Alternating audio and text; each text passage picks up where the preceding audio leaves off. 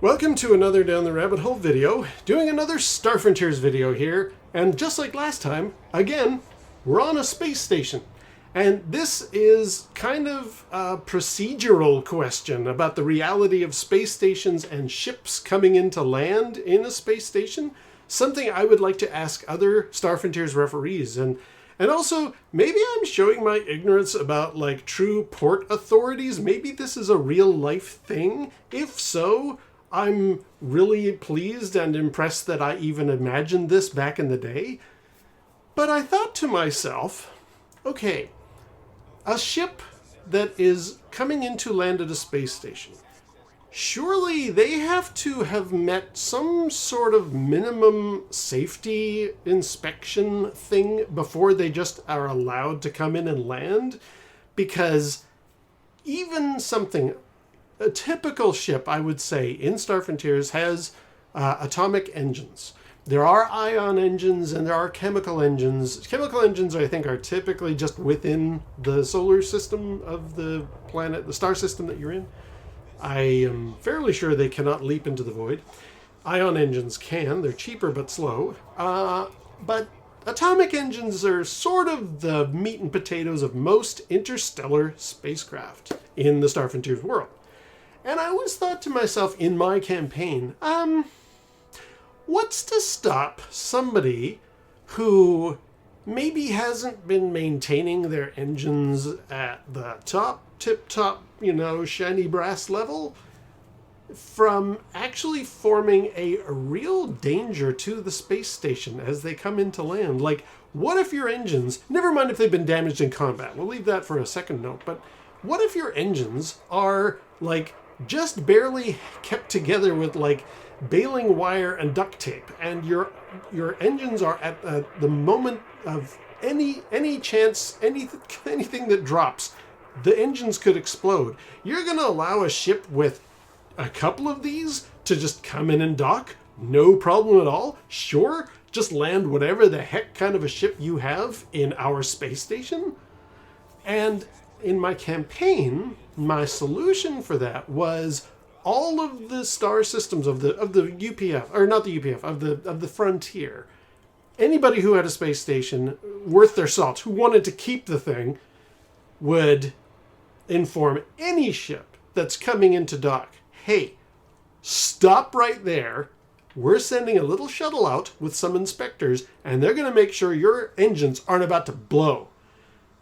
And the players generally were okay with that. It's like, yeah, it makes sense. I mean, you're not checking our hold, or, you're not checking our cargo. And they were very strictly, these inspectors were very clearly told, no, you are only there to make sure the ship is safe enough to land in the space station.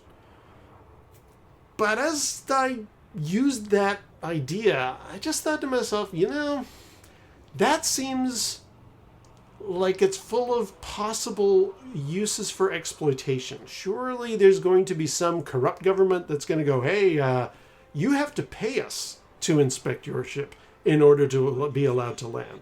Or, we claim we're not checking your cargo, but if we happen to notice a whole bunch of contraband there, well, you're going to get arrested. And so surely starship captains would be like, there's no way you're coming aboard my ship. Okay, fine, you're not landing on my space station. And that just spiraled out of control. But generally, I never ran into it. There weren't a lot of interstellar trips involving ships in my campaign. I did talk about the Hungry Polecat, and there were a couple of other ships. But generally speaking, this didn't come up much in my campaign. But I'm very curious. The other Star Frontiers players out there, doesn't what I'm thinking of kind of make sense? I mean, sure, the Enterprise is a glorious vessel that is well maintained by Scotty or LaForge or whoever it is, whatever generation you want to talk about. But that's kind of like the best case scenario.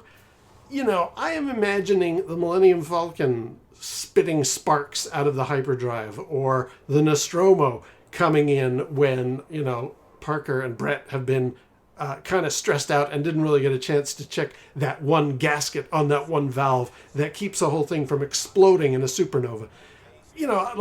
What is it that compels a crew of a ship to keep it from causing a supernova explosion inside a space station, because these atomic engines hold incredible power. Probably true of ion engines and chemical engines as well. Like, they may not be as devastating for the shrapnel, the size of the explosion, but I wouldn't want anything remotely likely to explode, even with just a chemical engine, anywhere near my space station. So I'd be like, stop, you're not coming in.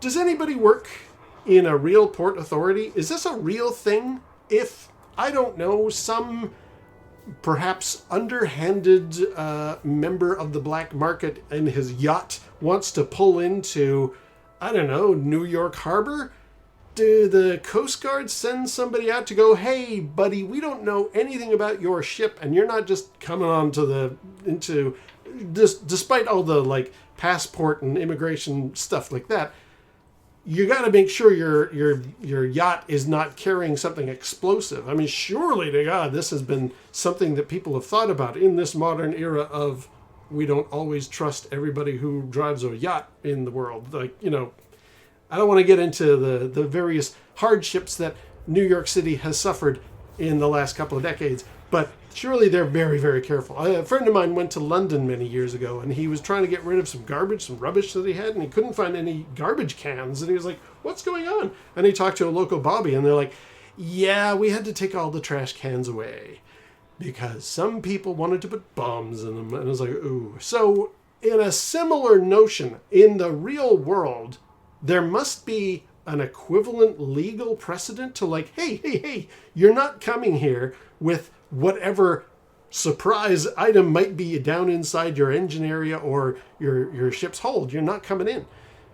But does that bypass certain rights and authority when traveling around? Like can, I don't know, if somebody who's trying to take military goods to help out the war in Ukraine efforts, if they're passing by somewhere that Russia maybe is in charge of, they're going to stop them. Hey, you're not taking those supplies. Or that's a real world example, but, like, you know what I'm talking about? Like, if somebody doesn't necessarily want the locals, the local authorities, to see what's being carried in their ship, how does that port authority thing work then? How do they say, we're only coming to make sure your ship isn't going to cause some massive damage? Or can they? Is this not possible? Anybody who knows the legal precedent of what I'm talking about, please let me know. Because it was in my campaign, and I always thought, I don't know if this makes sense. It sort of triggered in my head, well, of course they would do this, but maybe I was totally wrong to make that a legal assumption. And if not, how do you guys, with Star Frontiers and any sci-fi campaign, how do you have the administrators of these space stations just allow any old Tom, Dick, and Harry to land in the space station, and you just better pray those engines are kept in good order, because otherwise you could kiss your space station goodbye, theoretically. I'm curious to hear and find out what everybody has to say. So, there's a quick Star Frontiers video, so I'll post that one up, and until next time, we'll see you down the rabbit hole.